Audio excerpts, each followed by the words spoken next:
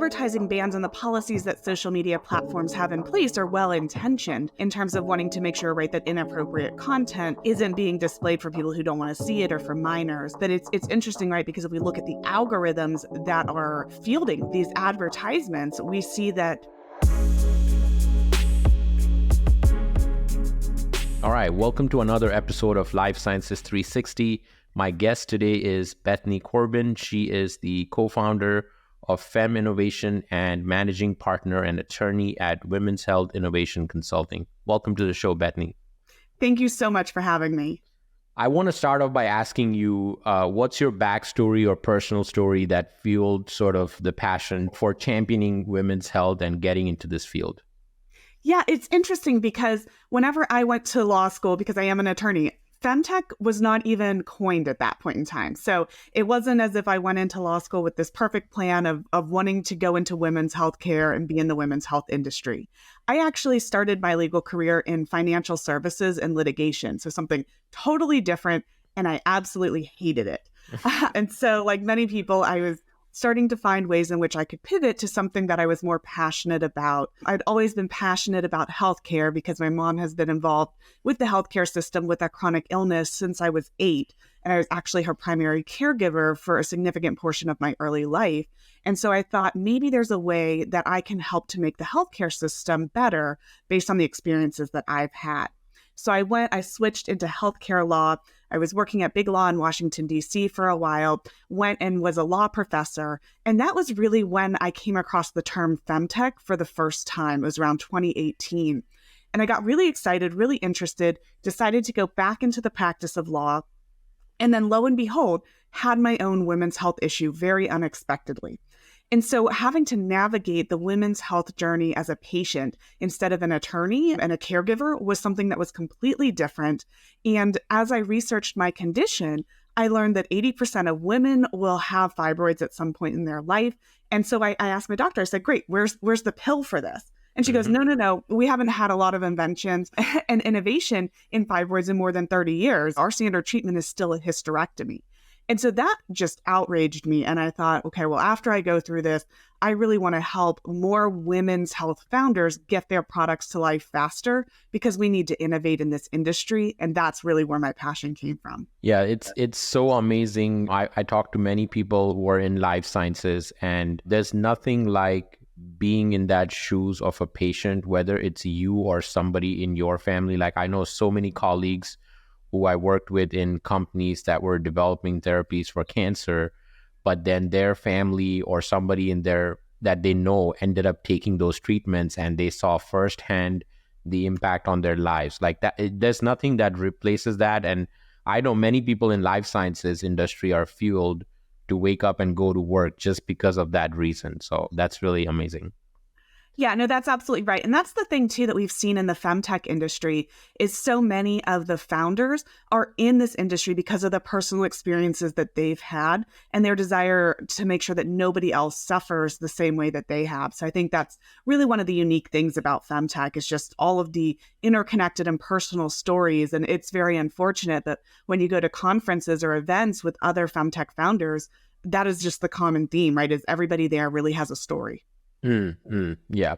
So you being in this field, having a network of other people who are in this field of FemTech and female health innovation, what is one of the lesser known facts in this industry or domain that you wish more people would be aware of?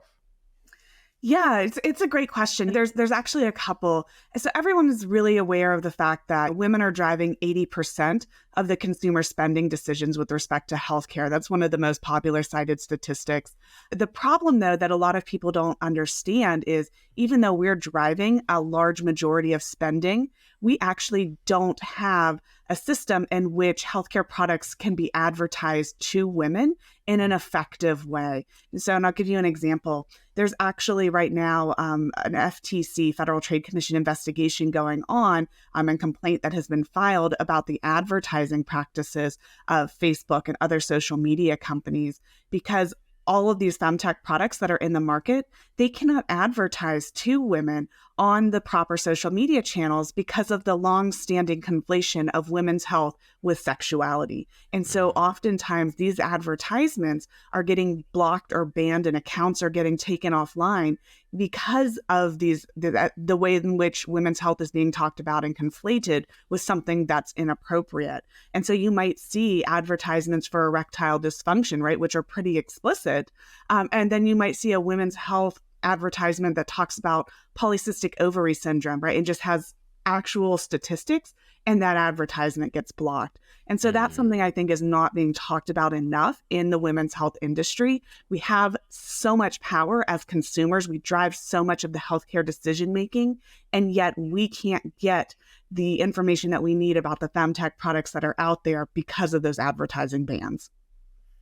Yeah, that's a great example. And it's such a completely different era that we live in, where when I was growing up, advertisements was something that you only saw on television. But now basically anyone with an audience or good enough following can host their events. They can put their advertisements on the internet, and everything with the e-commerce industry and direct to consumer industry booming in the past 5 or 10 years. It's just there needs to be some sort of regulation or clear guidance of not only just for your domain, but I'm sure other industries, niche industries, are also facing the same challenge. Oh, absolutely. And whenever you think about it, the advertising bans and the policies that social media platforms have in place are well-intentioned in terms of wanting to make sure, right, that inappropriate content isn't being displayed for people who don't want to see it or for minors. But it's interesting, right, because if we look at the algorithms that are fielding these advertisements, we see that they are conflating all of women's health with sexuality based on the trainings and the data that's been inputted into them. And so those algorithms haven't really evolved over time to make that distinction between appropriate women's health care and sexual pleasure or sex toys or things like that, for which we're constantly getting conflated with. So being in this field, if you had to paint a picture of the current landscape of FemTech, what are you seeing today? And then what do you see happening in the next 5 or 10 years? Yeah, so right now we've made tremendous growth since 2016 when FemTech was first coined. FemTech hit over the $1 billion funding mark in 2021. If we look at it in terms of projected statistics, we're expected to hit between $50 billion and $97 billion in funding and what the industry is worth by 2030. That may be a little bit of a high projection, but we're on that trajectory, right? This is something that we're seeing a lot of interest and investment in women's healthcare. In terms of the landscape right now, we've got about 2,000 FemTech companies globally, about 2,000 investors globally, a couple hundred of innovation hubs and communities online for women to talk about their women's health concerns. And so that has grown substantially over the last couple of years. What we still see in FemTech right now is a lot of the products are focused on a couple of distinct areas. The first is reproductive health. I would say that's kind of where the main innovation is occurring in women's healthcare right now for the FemTech industry. Reproductive health, including periods, ovulation, fertility, maternal health care. Those have been some of the key drivers historically. What we're also seeing, though, is a shift and a movement away from conflating women's health with reproductive health and a desire to invest in more chronic care solutions and long-term illnesses that impact women or impact women differently than men. So some of the ones that have come on the market, we've seen menopause really take off since 2022. That's kind of been where a lot of the money's focused right now. We've also started to see investment in chronic care conditions. So things like trying to come up with diagnostic tools for ovarian cancer or breast cancer. Those have been really front of mind whenever we think about some of the newer innovations. The other thing that really dominates the FemTech landscape is the types of products that we have on the market. So right now, more than 52% of the products on the market are things that are considered, right, software, wearables, or applications. And so that's where a lot of the innovation has happened. I'm a firm believer that going forward in the next 5 to 10 years, we need to push past those types of products into the more substantial and transformative innovations for women's healthcare. And what I mean by that is right now, a lot of the software and the apps and wearables that are on the market are not being scrutinized by the FDA or Food and Drug Administration because they're low risk to consumers. And so they're usually falling under FDA enforcement discretion. And we've also seen that investors are more likely to invest in those types of products right now because they can get to market faster and they can get their return on investment. And so what I really want to see in the next 5 to 10 years is a movement away from just the quick one-time app fixes into something that can say, this is how we're going to substantially fix cardiovascular disease for women. Here's a new exciting test for finding ovarian cancer in the early stages. And those take time, those take clinical trials, but I think that's where the more meaningful innovation will happen. And I think we're getting there slowly, but it's taking some time. So that's where I'd like to see us go. Yeah, that's a very optimistic view. And I'm sure that a lot of the FemTech founders and entrepreneurs who are taking that road of going through regulatory submission, that's one of the big drivers that it takes such a long time to go from identifying what your product is and to getting the regulatory approval. I know some companies, life science companies, spend decades trying to just go through that journey. So it's definitely requires a lot of patience and drive to go through that long journey and have people on your team that are also willing to go through that. Oh, absolutely. Yeah. And the other thing that's a little bit unique about FemTech too, right, is that it is focused on women's healthcare. And so whenever we think about getting the funding that's needed for the clinical trials and the longer life cycle of more meaningful innovations coming onto the market, that's something where we also struggle with because a lot of the venture capital firms that are supplying money in the healthcare industry are male dominated and they're less likely to fund a women's health company. And so that funding discrepancy is also part of the reason I think that it's taking us longer to get into more of the clinical trials and clinical science backgrounds that we need for the women's health industry. Yeah. And I hope that this episode and this discussion spreads more awareness, understanding your story and passion, and others like you in this field who are also championing for this cause. So yeah, that's really great. And I want to talk about like being in the consulting role. You mentioned you're an attorney. So when you were talking to clients or other FemTech founders, entrepreneurs who are hiring you for help, what are some of the challenges that they bring to you for help? Yeah, there's a couple of different challenges that I see very commonly, and part of it does depend on what type of product that they're building. Right now, I will say one of the key areas that I get asked to consult on is data privacy. And I do have a lot more FemTech companies, investors, and consumers are really focused on how their data is going to be protected in these FemTech applications. And I would be lying if I said, right, FemTech hasn't been affected by the Dobbs decision. It absolutely has. We live right now in an environment in which women are mistrusting the technology that we are saying is going to change their lives. And so right now, I think that FemTech has a lot to do in terms of building back that trust. And so that's what a lot of FemTech companies come to me for. And they say, what should we be building in our products at the outset to make sure that we are enhancing consumer privacy and consumer trust? And so I do a lot of advising on that. We talk about whether or not an app or a company is going to be regulated by HIPAA, whether or not it's something that will need to comply with GDPR if they're taking a more international approach, and kind of building in privacy and security by design principles. So that's kind of the first key area that I get asked about almost daily. The second key area I get asked about is really a lot more on the business strategy side rather than the legal side with respect to how do we approach investment? As I mentioned, getting money for FemTech founders is very difficult. It's even more difficult in the current environment when we think about the fact that funding for healthcare overall and digital health is down, right? And then you have the added burden, right, of having to go and pitch to male VCs who may not understand the importance of the products.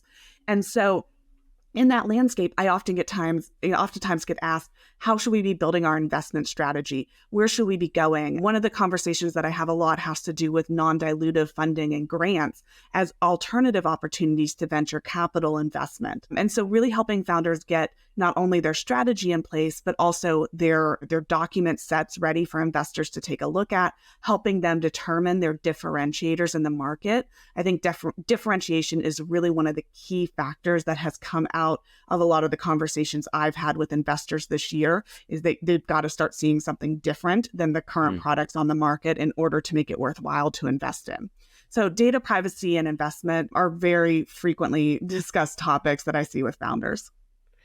Yeah, and I've seen data privacy also in my world where I do consulting mostly on quality management and regulatory compliance projects for life science companies. And because I'm involved in a lot of system implementation projects, data privacy is always a big concern.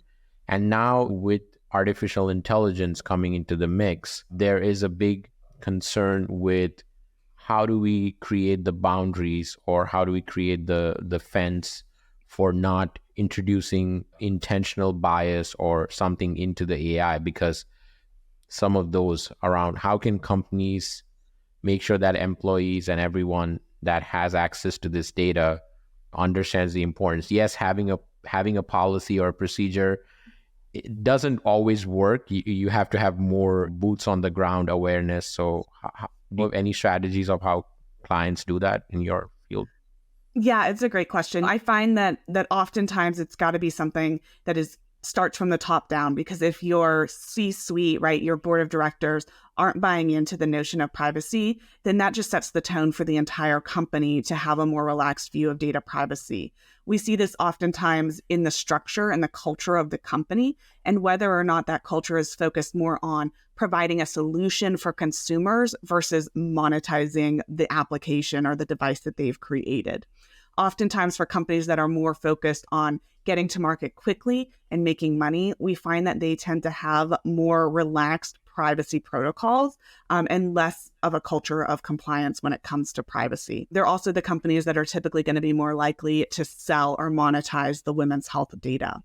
So typically, I find that it starts at the top and kind of what is the CEO or the president's viewpoint on data privacy. If it is a very pro-patient centric or pro-patient privacy perspective, I find that often trickles down not only in the policies that we see, but also in the commitment to training and education of the remaining workforce. And I think that's something that's absolutely vital. We see a couple of companies take different approaches, right? Some will do mandatory training on data privacy through onboarding and then annual retraining. But some of the more privacy conscious companies are actually doing monthly trainings on data privacy, because things are changing rapidly, but there's also so many different ways in which privacy can be implemented or privacy can also be breached.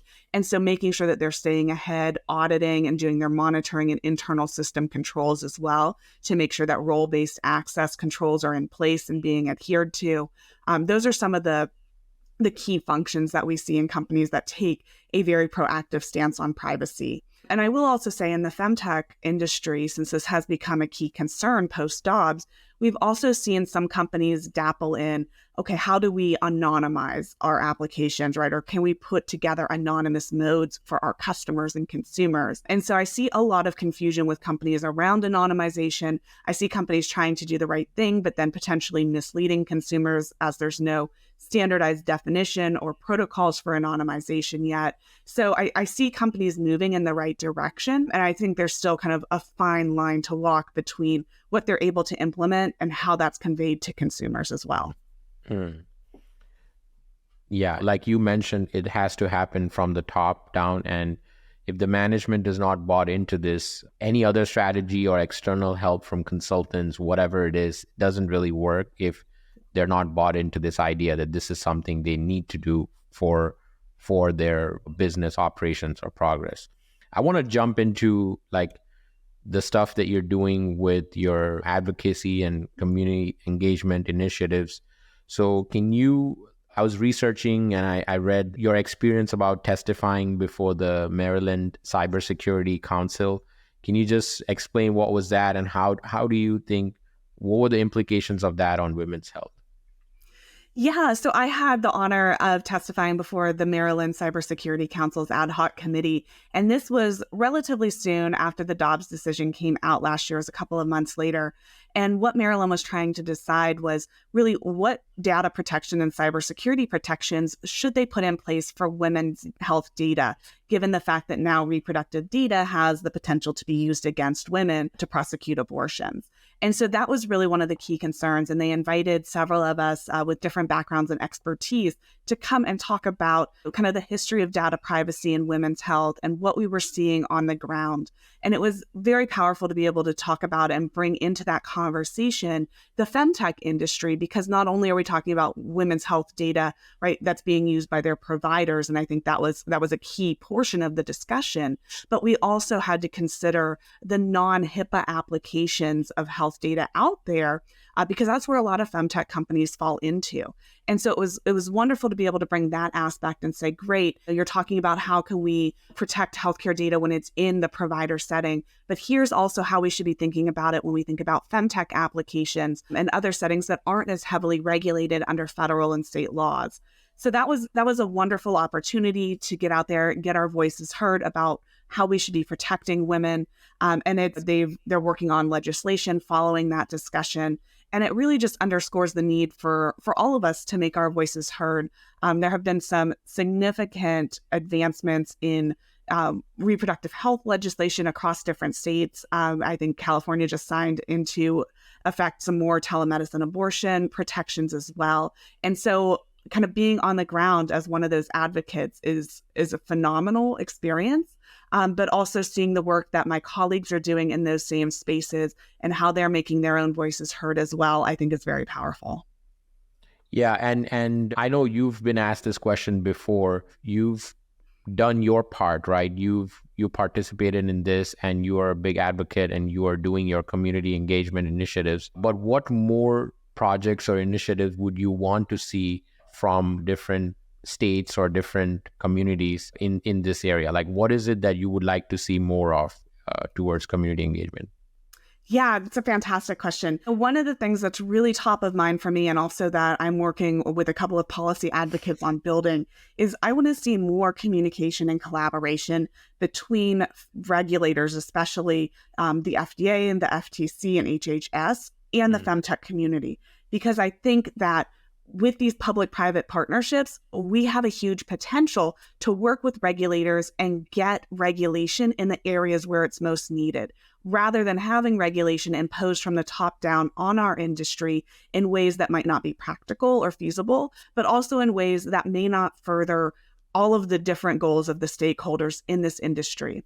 So I'm really working to create a women's digital health coalition comprised of key stakeholders who want to get before these regulatory bodies and want to be able to say, this is what we're seeing on the ground. Here's how we think regulation should happen, or here are the areas we think are ripe for regulation. And here's how we think it can work, practically speaking, given the realities of the FemTech industry at this time. Because one of the things you don't want to do, and of course, this is always a concern in any industry that's innovative, is you don't want to stifle that innovation and that entrepreneurship. And so I think finding that right balance through public-private partnerships can really advance all parties' interests. So that's something I think we really need to start bridging that gap and getting that out there. And have you seen any collab? So that's something you want more of to happen, but have you seen any other interesting partnerships or collaborations, whether it's between companies or whether it's between a company and a regulatory body? Have you seen any of those partnerships or collaborations happening towards a specific cause in this women's health innovation sector? Yeah, I think that we've seen some really interesting company collaborations in this space. And that's also something that I think we're going to see a lot more of going into the future, because FemTech right now is a very siloed industry in terms of somebody might be doing a period tracking app here, an ovulation app here, a PCOS application or community here. And so we don't have a lot of cohesion. And I think one of the things that we're moving towards and we're going to have to do in order to survive is collaboration and coming together, right, and having several products under one umbrella or one platform. And we've started to see some movement in that direction. One of my favorite ones that has just happened recently actually is the Aura Ring. Does a lot of the, for those who aren't familiar, does a lot of the fitness tracking, general health tracking, similar to the Apple Watch. they've actually just entered into a partnership with Natural Cycles, which is the first FDA approved kind of non-hormonal birth control. And so it's interesting because Natural Cycles is able to get all of this data right about women's health, but prior to its partnership with Oura Ring, female users of Oura Ring were having to manually input similar data, and now it can seamlessly connect in a way that can provide some substantial insights into women's health that both companies could not do on their own. And that's what they've really started to see, or has really started to see this partnership. More of their users are kind of coming back online, readopting the technology because of that partnership with Natural Cycles. And that then gives us enhanced data sets, because right now we don't have data sets on women's health that are clinically meaningful to the extent that we do for men's health. And so what we're seeing now is these partnerships can produce clinically meaningful data and wide amounts of data that could then be used downstream in order to influence and understand women's health. And that's another key partnership area that we have started to see is these FemTech companies partnering with research institutions to give their data downstream in order for that data to influence long-term women's healthcare. Yeah, it's very important, and just your journey of everything that you've delved into in your career and your story that you started off this episode with. So I want to ask you this about just entrepreneurship in general. You are doing a lot of projects. You've got a lot of accomplishments on your career profile. What were some of the highs and lows in your journey if you were to share with like somebody that's 10 years behind you following the same path? Wow, what a question. I think some of the highs are when you work with the companies that are making meaningful products and innovations in this space, and you're able to help them and you see their journey and how it's progressed because of the advice and the documents that you've given and created for them. That has been just one of the key moments is watching those companies grow and get to market and seeing the customer's reaction to those products and being able to say, what, I worked with that company or I know that company and I'm so proud of where they are today because of that. So that has definitely been one of the highs. In terms of lows, I think there's always the pressure to do more and to feel like you haven't done enough. I definitely feel that even today at this stage of entrepreneurship. But I would also say one of the lows is knowing that you have to take risks. So for me, launching into this entrepreneurial journey, I had to leave my job at Big Law, where I had a substantial salary. I had comfort. I had a job I knew how to do very well. I was next in line for partner. And to say, what, this is the journey that I need to go on because of my experiences now. And to leave all of that behind and know that you're taking a substantial salary cut, at least initially, is very nerve-wracking. There are times in which you sit there and you wonder whether or not you've done the right thing, right? You have your breakdown moments. We all do. And it's really interesting because you have to see, okay, that didn't work. Now I've got to pivot. And so that's, I think, one of the hardest challenge of entrepreneurship is really that initial leap that you have to make. It's oftentimes exciting, but also very nerve-wracking and very emotional. And it does work out, I have to say, from my experience and the experiences that I have seen others go through, is it does work out. And a lot of people are much happier for having taken that jump and that journey. And the other thing is not everyone will agree with what you're doing. Not everyone will have positive things to say. I've been lucky that the FemTech community is so supportive, but I have definitely run into my share of people who don't have kind things to say, right? Or don't believe in the power of this industry. And so I think that's kind of another low that you have to learn how to navigate the different feedback that you're getting, find what's meaningful, make changes if they're appropriate, but also learn how to filter out the noise.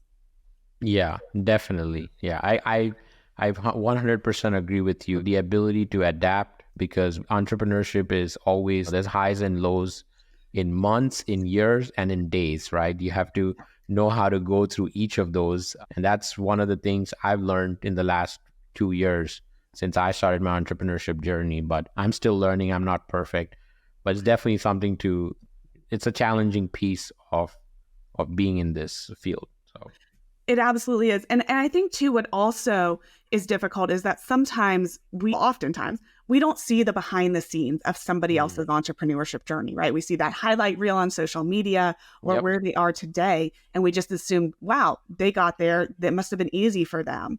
And so whenever we encounter those struggles on our own entrepreneurship journey, we can feel down, right? We can feel depressed about what's happening. And we don't realize that every other entrepreneur has gone through this exact same thing. You just haven't seen it. So for instance, one of the lows was whenever I first started out on my own.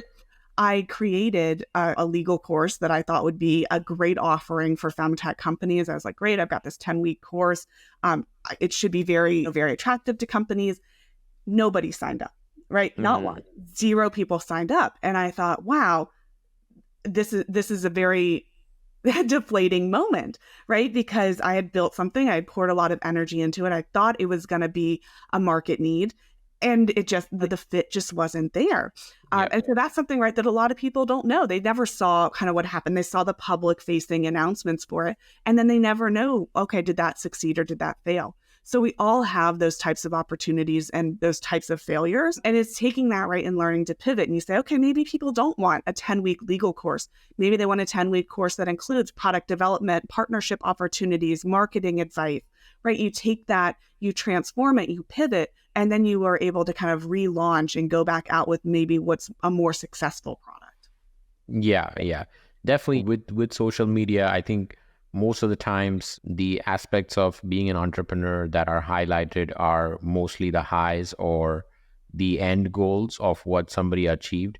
But I do like following a lot of entrepreneurs and creators and thought leaders who are actually sharing behind the scenes, right? They're being vulnerable. They're sharing their lows and giving a sneak peek into what it really means, because it's right. 90% of the people think, oh, this is just easy. You get to be your own boss, but it's not. It's never that. It's never that easy. Never is. Yeah, but the power of, on the plus side, having social media, having an incredible network of people. I'm sure you have a network of your go-to people in your industry. Once you get that and you build on that every month, every year, it compounds. And then whenever you need help, it's always there for you. Nobody takes it away from you. So that's, I think, the best part of social media.